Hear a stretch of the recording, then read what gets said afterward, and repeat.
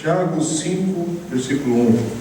Ouçam agora vocês ricos, chorem e lamentem-se, tendo em vista a desgraça que lhes sobrevirá. A riqueza de vocês apodreceu e as traças corroeram as suas roupas. O ouro e a prata de vocês enferrujaram, e a ferrugem deles testemunhará contra vocês, e como fogo lhes devorará a carne. Vocês acumularam bens nesses últimos dias. Vejam, o salário dos trabalhadores que ceifaram os seus campos e que vocês retiveram com fraude está clamando contra vocês. O lamento dos ceifeiros chegou aos ouvidos do Senhor dos Exércitos. Vocês viveram luxuosamente na terra, desfrutando prazeres, e fartaram-se de comida em dia de abate. Vocês têm condenado e matado o justo, sem que ele ofereça resistência. Portanto, irmãos, sejam pacientes até a vinda do Senhor. Vejam como o agricultor aguarda que a terra produza a preciosa colheita, como espera com paciência até virem as chuvas do outono e da primavera. Sejam também pacientes e fortaleçam o seu coração, pois a vinda do Senhor está próxima. Irmãos, não se queixem uns dos outros, para que não sejam julgados. O juiz já está às portas. Irmãos, tenham os profetas que falaram em nome do Senhor como exemplo de paciência diante do sofrimento. Como vocês sabem, nós consideramos felizes aqueles que mostraram perseverança. Vocês ouviram falar sobre a perseverança de Jó e viram o fim que o Senhor lhe proporcionou. O Senhor é cheio de compaixão e misericórdia. Amém? Irmãos, ao chegar este último capítulo de Tiago, uma afirmação que a gente pode falar nessa manhã a partir desse texto é que Jesus está voltando. Isso a gente não escutou de um pregador da Praça da Sé, um vagão do trem ali, alguém pregando e gritando como um doido aí nos dias de hoje. Tiago está falando sobre essa tal volta do Senhor. E neste momento que ele está encerrando a sua carta, preste atenção, fica com o texto aberto aí no seu smartphone ou sua Bíblia aí. Presta atenção como Tiago enfatiza, dá ênfase agora nesse último capítulo sobre o julgamento de Deus que está a caminho. No versículo 1, se você está com a versão da NVI, e outras talvez fique um pouquinho diferente a palavra ou a maneira como está escrito, mas está ali no versículo 1, menciona sobre uma desgraça que lhe sobrevirá. Versículo 3 fala sobre os últimos dias. O versículo 5 fala sobre um dia de abate. No versículo 7, Tiago diz sobre sejam pacientes até a vinda do Senhor. No versículo 8, diz ainda que a vinda do Senhor está próxima. Depois do versículo 9, nos adverte dizendo que o juiz está às portas. Quer dizer, os primeiros 6 versículos de Tiago, capítulo 5, se você prestar atenção naquilo que a gente acabou de ler, parece que ele não está falando aos cristãos, porque até então ele chamou o pessoal de irmãos, e aqui parece que ele não faz assim esse tratamento. Parece que aqui ele está falando com não cristãos ou não crentes. Tiago diz para esse grupo de pessoas chorarem e lamentarem-se. Bem séria a maneira como ele está encerrando e as palavras que ele está usando. Tiago está enfatizando aqui, nessa reta final, depois de ter falado muita coisa já, a gente já viu. Tiago está enfatizando que Jesus, o Senhor, está voltando, vindo para julgar. está vindo, mas agora está vindo para julgar os pecadores. E aqui é um lembrete, sim, para aqueles que são discípulos de Jesus, para aqueles que são cristãos, para aqueles que seguem o Senhor, um lembrete de que a justiça do Senhor está a caminho. O que quer dizer isso? Quer dizer, fica firme, seja paciente, em meio a todo o sofrimento que você talvez está passando no dia de hoje, todas as lutas que você está passando no dia chamado hoje, neste agora, injustiça que você ou está recebendo ou está vendo acontecer no nosso meio, as calamidades que a gente vê e ficamos perplexos, porque a gente vê a nossa limitação naquilo que a gente pode fazer, que a gente vê o mal avançando, vê injustiça, vê pessoas zombando das coisas de Deus, vê o mundo caminhando na iniquidade, mal por toda parte, mas fiquem firmes, sejam pacientes, porque o Senhor está voltando, e Tiago está falando aqui no tempo que ele escreveu essa carta, lá atrás, no início da igreja primitiva ali. É por isso que Tiago vai falar nos versículos 2 e 3, e aí ele começa a falar com as pessoas ricas dali do seu momento, e ele vai falar sobre essa riqueza das pessoas que não creem em Deus, desse acúmulo de bens, desse acúmulo de dinheiro, desse acúmulo de riquezas, e ele é bem claro, olha, tudo isso um dia vai apodrecer. As pessoas correndo atrás das coisas que interessam para o seu próprio prazer, pessoas que estão hoje correndo atrás da sua carreira profissional, dos seus estudos, e nada de errado em você lutar para progredir no teu trabalho, na tua empresa, nos seus estudos, avançar como profissional capacitado, e por causa disso também se capacitar para galgar outros espaços de maneira de servir. E normalmente quando você está mais preparado, mais capacitado, sim, você vai ganhar um salário melhor, você vai avançar nas coisas que você conquista e tem, mas se você perdeu o norte, perdeu o rumo e começar a correr só atrás disso, isso virá um Deus na tua vida, isso virá um negócio que você quer acumular para si mesmo, quer ter para você, quer conquistar para você, quer acumular para você, e é para você, e é para você, é para você, cuidado, porque um dia isso vai se queimar, ou vai ser queimado diante do Senhor. Cuidado, porque um dia isso vai ser corroído, um dia isso vai ser julgado. É o que Jesus diz em Mateus capítulo 6, versículos 19 e 20. Não acumulem para vocês tesouros na terra, onde a traça e a ferrugem destroem, e onde os ladrões arrombam e furtam, mas acumulem para vocês tesouros no céu, onde a traça e a ferrugem não destroem, e onde os ladrões não arrombam nem furtam.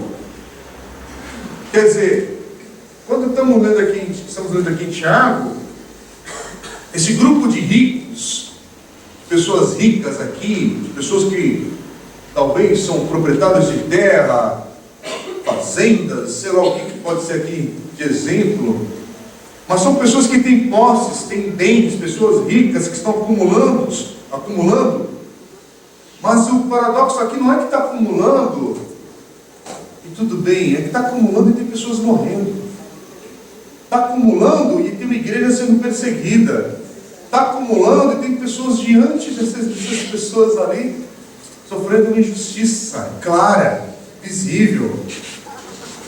Quer dizer, gente, que texto para a gente refletir nos dias de hoje, tanta desigualdade diante de cada um de nós, no nosso país. Ou você não está vendo? Que texto para a gente refletir e a gente se colocar de fato, lendo e tentando aplicar isso para a nossa vida no dia de hoje, onde a gente está vivendo uma época na nossa nação, e você deve estar vivendo isso na tua rua, onde você mora, com as pessoas com quem você trabalha. Se você é aposentado e você chegou naquela fase que você deveria ser honrado, que você deveria ter uma vida digna, que você vê todo o esforço que você tem que ver, um malabarismo que você tem que enfrentar para viver com dignidade na terceira idade.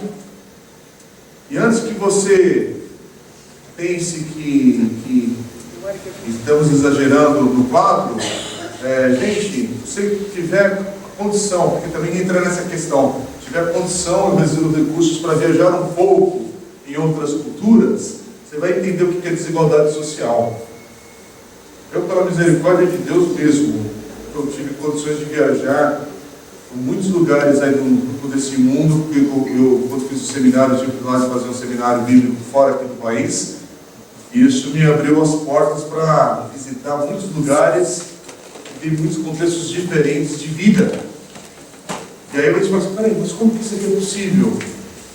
Como que é possível não ter tanta desigualdade? É uma coisa que me choca, gente, quando eu olho para o momento que a gente vive no Brasil, e não por causa do governo que foi eleito agora, eu falo da cultura política que nós temos aqui no Brasil.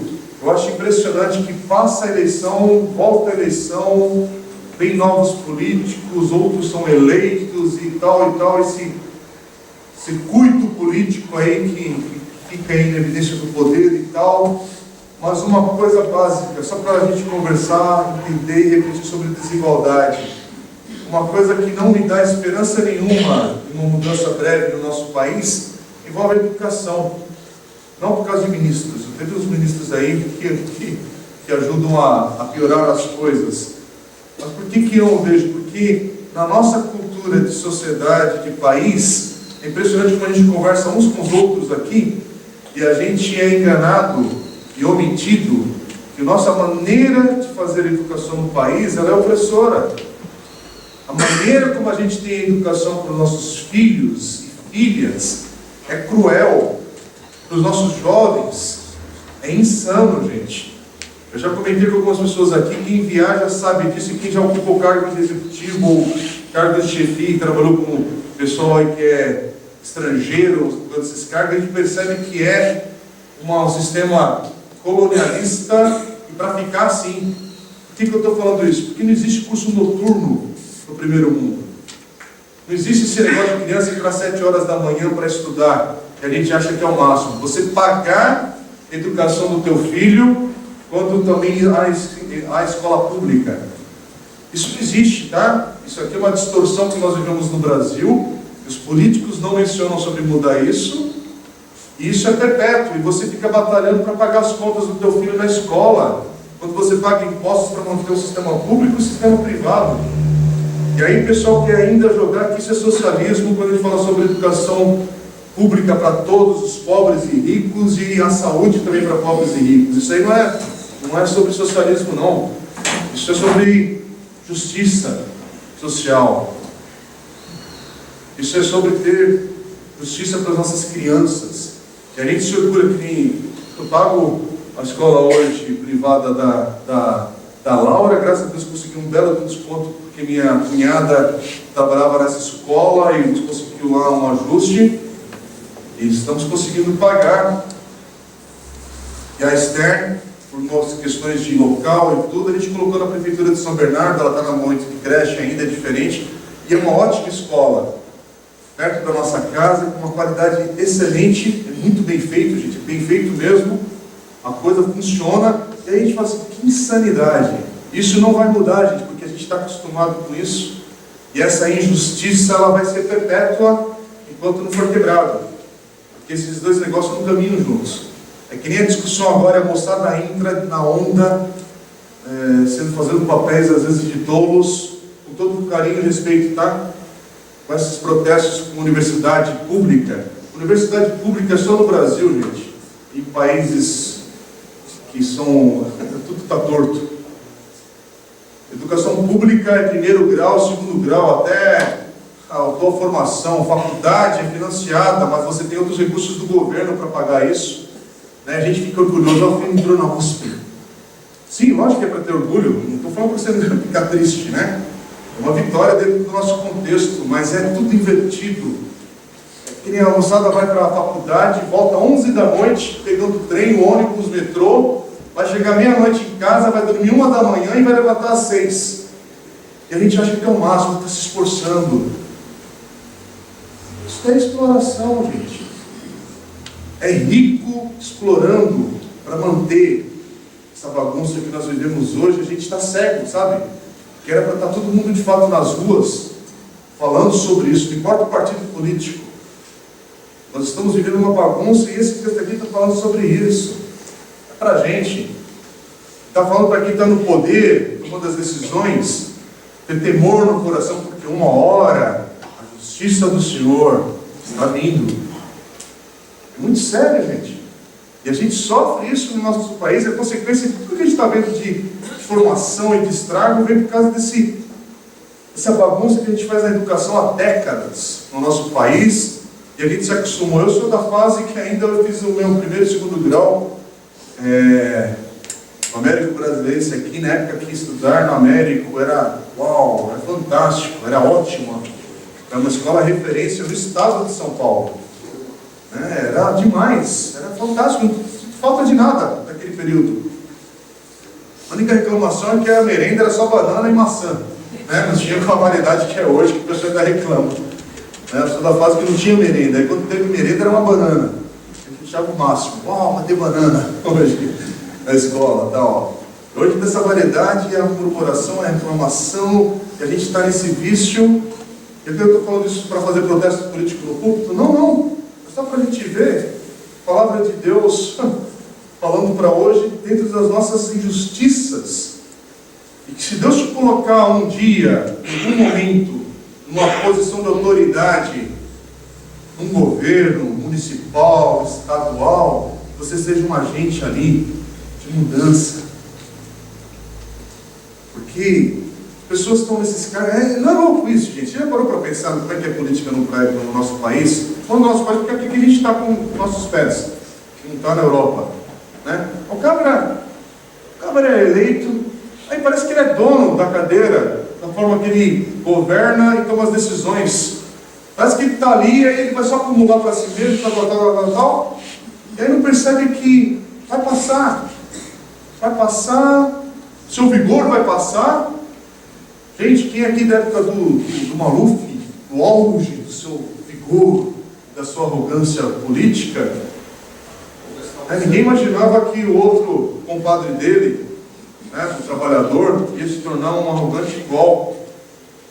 Porque se a pessoa passa para aquele ciclo, e aí agora eu estou falando disso porque onde está o Maluf hoje?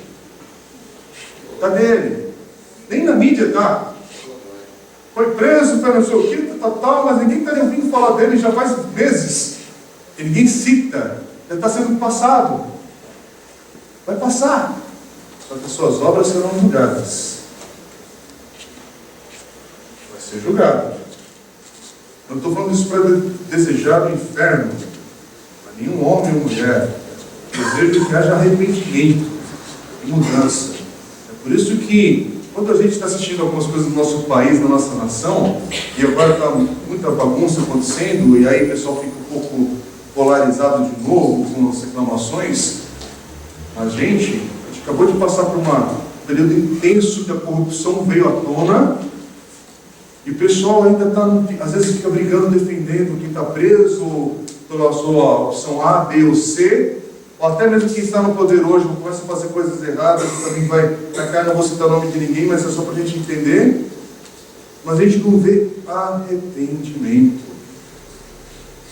Não vê. Aliás, a gente viu algumas gotinhas de arrependimento e alguns que a gente não tem condição de julgar, e o nosso papel não é esse. Mas a questão é, viu mudança na vida?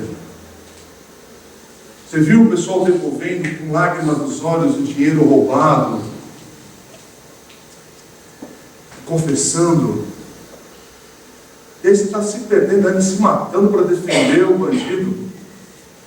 Quer dizer, e aqui a palavra de Deus está falando que esse pessoal que está no poder, esse pessoal que é rico, esse pessoal que tem posses, que tem bens, que acumula enquanto as pessoas estão morrendo, a justiça do Senhor virá. A justiça do Senhor está vindo. Agora, o problema é que isso aqui não é só para apontar o dedo.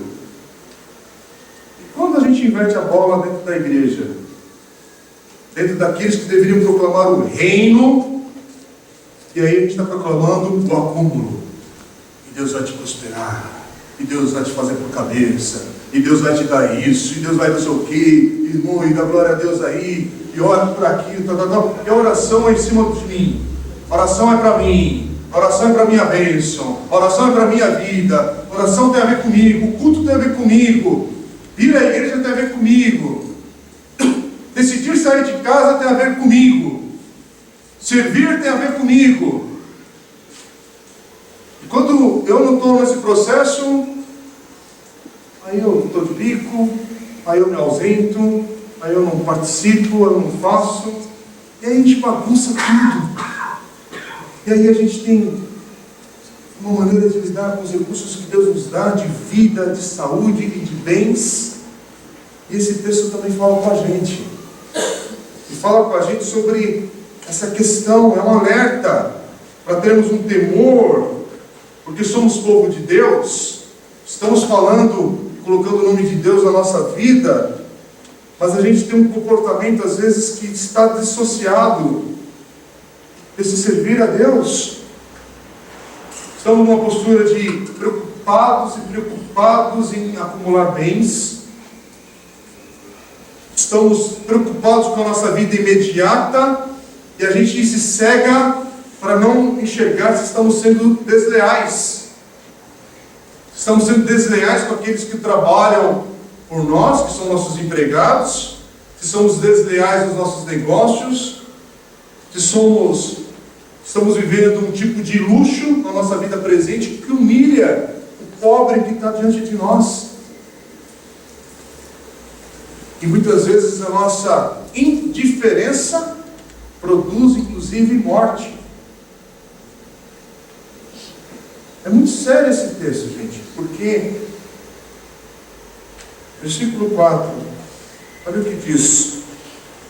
O Senhor está voltando para libertar os fiéis e fala assim: o lamento dos ceifeiros chegou aos ouvidos do Senhor dos exércitos. Quer dizer, presta atenção, você que chora e lamenta por tanta dor, você que hoje chora e lamenta por causa das lutas, dos sofrimentos que você tem passado, você que hoje tem chorado por causa da injustiça que você tem vivido, o que você está vendo diante de você, sobre tantas pessoas que a gente está vendo, gente, na nossa nação. É por isso que o versículo 7, Tiago vai dizer: sejam pacientes até a vinda do Senhor. Até a vinda do Senhor. E é interessante que aí ele vai enfatizar, a partir do versículo 7, um tema que é sobre a paciência, sobre perseverança. A palavra paciência vai ser mencionada 2 vezes no versículo 7 e uma vez no versículo 8 e 10, enquanto que depois na sequência vai vir a palavra perseverança mencionada no versículo 11.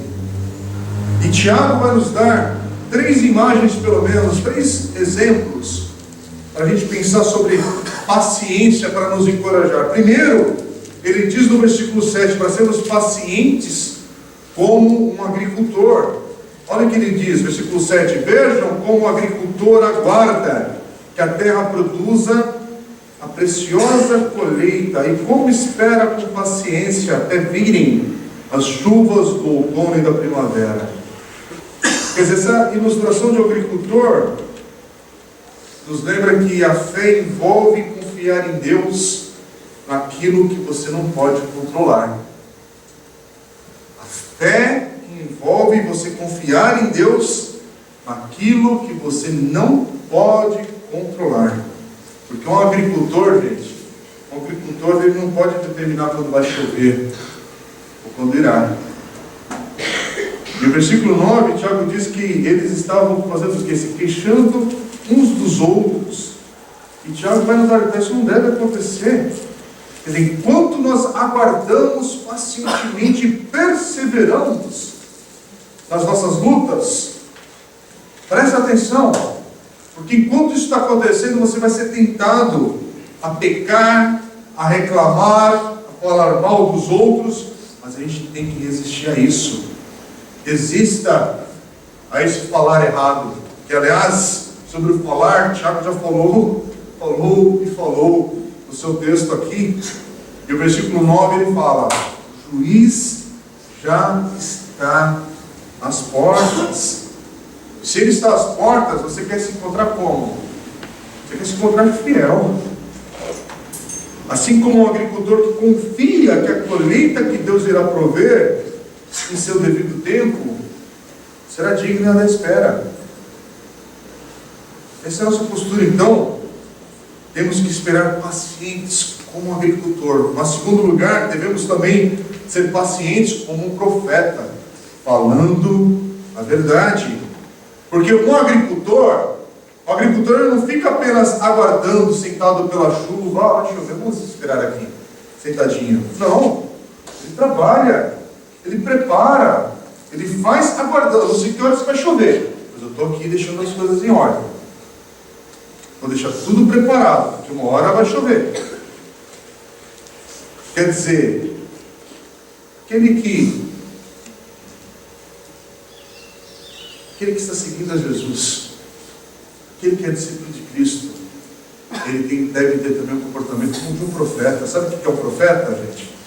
Profeta é aquele que no meio da perseguição se levanta com coragem e fala contra a injustiça. Profeta é aquele que no meio das provações, no meio das lutas, fala, afirma a bondade, a grandeza, a misericórdia e o julgamento de Deus. Então, os períodos que a gente vive na nossa vida, e talvez você está passando agora, e o teu coração está ali, sabe, está remoendo coisas, e está passando por situações que são as lutas, são as provações, são sofrimentos presentes na tua vida, na tua família. Mas lembre-se que nesses períodos de lutas na tua cabeça, lutas na tua alma, lutas e sofrimentos que você tem se derramado diante do Senhor, também são as maiores oportunidades para você falar com a palavra da glória de Deus. Em vez do teu coração se voltar em murmuração, em vez do seu coração se voltar em reclamação, e só é mal, é azedo, que contamina quem está do teu lado, quem está próximo, quem está sentado à tua mesa, imagina o testemunho de profeta, que no meio de uma perseguição, no meio da adversidade, você está ali à mesa, a tua boca glorifica a Deus, a tua boca exalta o Senhor, apesar da aflição, apesar das lutas. Você tem uma palavra que traz glória ao Senhor, você tem uma palavra que encoraja quem está próximo a você. E então, a terceira figura que Tiago fala aqui nesse texto, como a gente terminou a leitura nessa manhã, nós precisamos da paciência como a de Jó, que tem esperança nos propósitos de Deus. Não, talvez você não vai compreender os propósitos de Deus, mas você confia, você crê, você afirma. Tiago no versículo 11 diz assim: vocês ouviram falar sobre a perseverança de Jó e viram o fim que o Senhor lhe proporcionou. Gente, que declaração! Agora, quem já leu o livro de Jó, se você ainda não teve essa experiência, leia.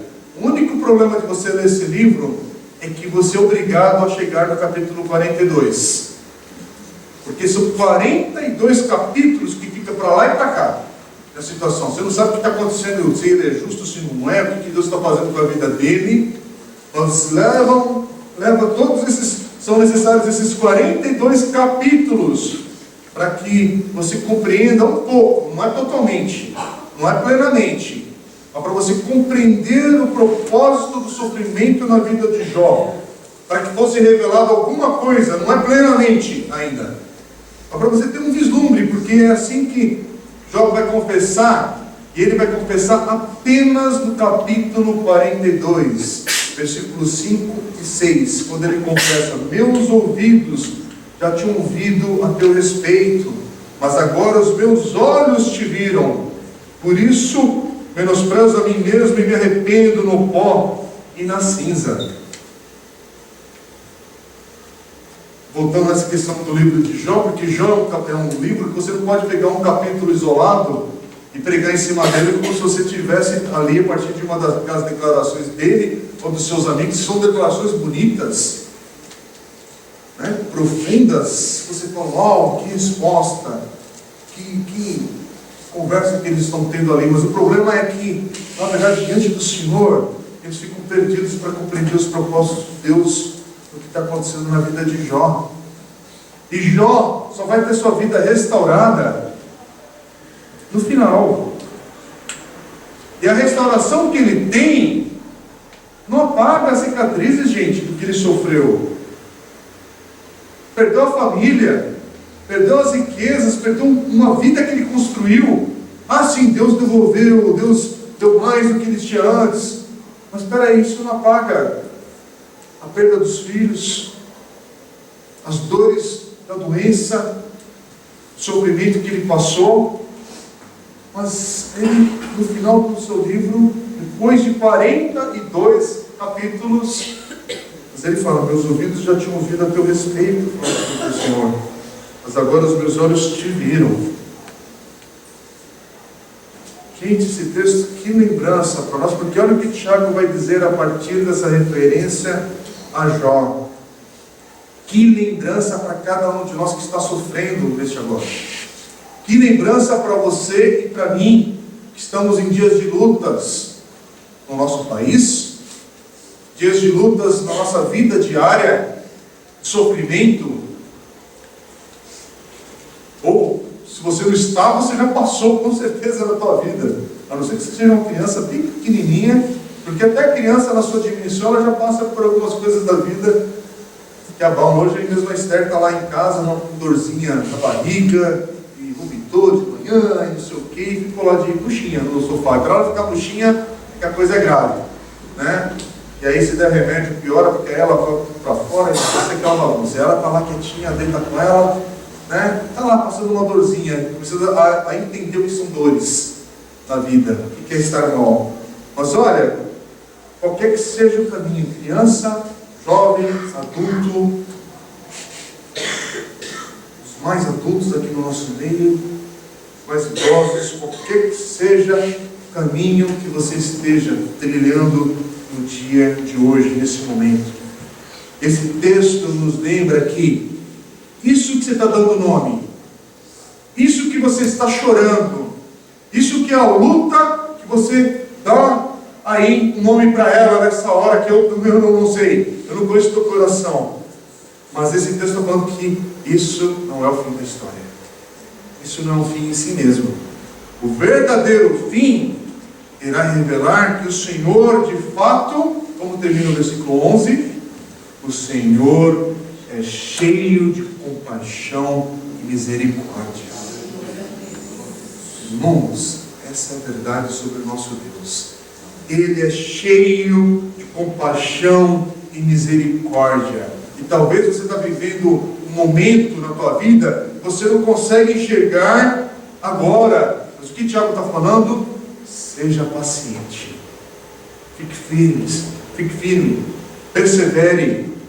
Tenha esperança e perseverança no propósito de Deus. Irmãos, Tiago não está falando, fica firme porque você vai conhecer plenamente o propósito de Deus. Não, ele está falando para você confiar, em outras palavras, no caráter do nosso Deus. É um Deus que é bom, que é justo, cheio de compaixão e misericórdia. Irmãos, a gente está vivendo uns dias de uma cultura distorcida sobre o Evangelho de Jesus. E infelizmente que muitos púlpitos ajudam a distorcer ainda mais. Porque tentam transformar o auditório religioso evangélico num lugar onde, olha aqui, vamos ajoelhar todo mundo aqui na frente porque Deus vai te tocar. Porque o teu milagre vai chegar. Pode chegar. Pode até chegar. Mas eu não sei. Não é por falta de fé. Eu não sei de que área Deus está lapidando na tua vida e no teu coração hoje. Eu não sei o que Deus está fazendo no teu caráter.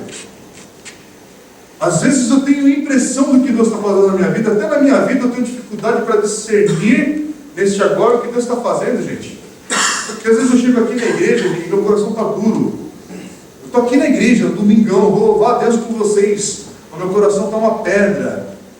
Eu estou machucado com coisas que aconteceram na semana. Estou amargurado. Vou pregar a palavra e estou amargurado. Estou com um negócio aqui, tal. Mas aí eu tenho que lembrar, Senhor, toma esse negócio esquisito que está dentro de mim aqui. Mesmo que eu não sinta nada no dia de hoje. Mas eu sei que o Senhor é um Deus cheio de compaixão e misericórdia, mesmo com um cabra ruim como eu. Então, Senhor, pega tudo isso que está esquisito dentro de mim. Mas, Pai, pela fé, sim, pela fé, eu vou consagrar esse momento, esse negócio, para o Senhor, para que algo bom saia disso. Porque eu sei que esse momento, esse estado não é o fim. Essa adversidade, talvez, que eu passei, que eu enfrentei, não é o fim. Como eu sei que não é o fim? Porque o Senhor já falou. Sabe por que às vezes você está perdido? Porque você não está olhando para a palavra que Deus já falou. Deus já falou. Eu acho lindo, tem uma expressão que o meu querido amigo, o pastor Zé Machado, fala e ele repete constantemente em suas mensagens. Eu tenho guardado isso no meu coração. Uma das boas novas do Evangelho, gente, é a gente lembrar que a tumba está vazia e o trono está ocupado. Jesus é Senhor. Está na dúvida? Procura ali. Olha para a tumba. Tumba do Senhor vazia, porque Ele ressuscitou. E o trono está ocupado. Jesus não cedeu o seu trono para ninguém e não vai ceder nunca mais. Ele apenas promete que Ele virá buscar a sua igreja. Irmãos, de novo, quando a gente olha para esses irmãos aqui, do Novo Testamento, principalmente, aliás, o Novo Testamento, para a marca dos profetas da palavra, gente, esses homens passam e vivem essa esperança, esse Deus que é cheio de compaixão e misericórdia, invade o coração dessa turma. Como? Porque a vida deles está preenchida pela palavra de Deus. As circunstâncias, irmãos, são terríveis.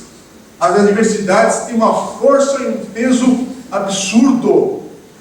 Jovem, você está aqui hoje, você está bem de saúde. E glória a Deus por isso. Mas a idade adulta vai chegar na tua vida com uma velocidade absurda. E logo, logo você está com as dores da idade.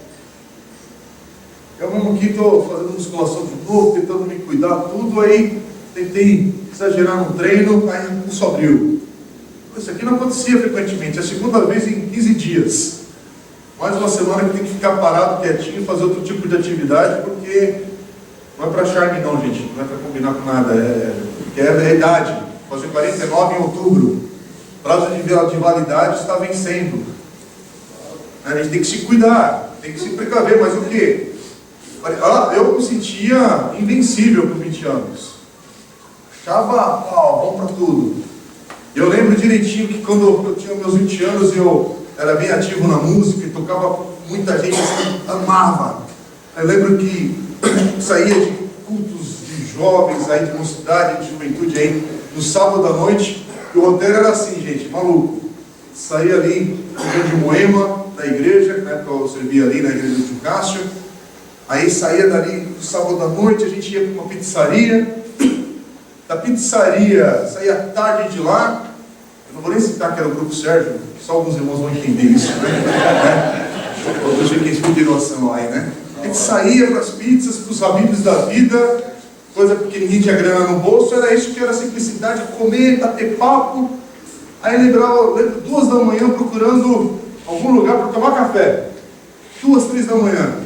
E sabe qual era o grande barato da virada do final de semana? De minha crente. Era ver o dia clarear. O sol nascer. E olha a doideira. Tinha uma manhã de domingo que a gente ainda ia na escola bíblica. Ficava acordado até 5h30 da manhã, 6 horas, para ver o sol nascer batendo papo. Dormia um na casa do outro. 9 horas estava na escola bíblica. Estava no culto da noite. E o vigor a mil. E segunda-feira trabalhar, pegar trem, metrô, ônibus, trabalhar. Está pilhado. Hoje, nem ceia de ano novo. Eu gosto quando a comida já é 7 horas, está sendo servida à noite. Meia-noite é o último rojão. Gente, valeu. Obrigado. Vamos para a cama. É esquisito demais. Mudou tudo. Mudou tudo. Eu estou falando isso por quê? Porque a vida vai passar como um sopro.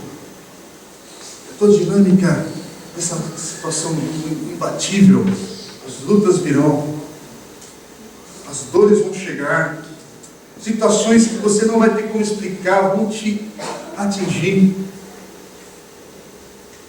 É uma coisa que a gente vive nos dias de hoje que nos entristece, mas não é por causa dos dias de hoje. A vida, ela promove esse tipo de coisa. Pessoas serão traídas, pessoas ficarão perplexas com a resposta de amigos, casamentos que a gente celebrou, a gente fez uma festa linda, que a pessoa se endividou, pagou uma nota absurda para ter um DJ, a festa, a música, e todo mundo celebrou. 5 anos depois, cadê? Cadê o casal? Cadê a pessoa firme na igreja? Não estou colocando praga na vida de ninguém. É a vida. Ela vem com uma força que a gente às vezes subestima. E eu estou falando isso não para a gente ter medo. Eu falo isso para a gente continuar olhando para o Senhor, que é cheio de compaixão e misericórdia, mesmo em adversidades que, Senhor, eu não sei explicar. Senhor, eu não sei porquê disso. Eu não sei porque isso está me atingindo no dia de hoje. Eu não sei porquê dessa enfermidade. Poxa, terminei o ano passado tão bem, e agora tem uma enfermidade na família. Passamos um ciclo tão bom financeiro na nossa casa, e agora uma luta. Então aí começa a prosperar, e aí eu estou desempregado. Eu não sei, gente, é rico demais. A vida, ela é rica demais. Ela é complexa demais para a gente dominar esse negócio. E aí tem falsas promessas que a gente acaba escutando, isso também nos machuca. Que parece que, olha, fica com o Senhor, que nada vai te atingir, tal. Mas espera aí.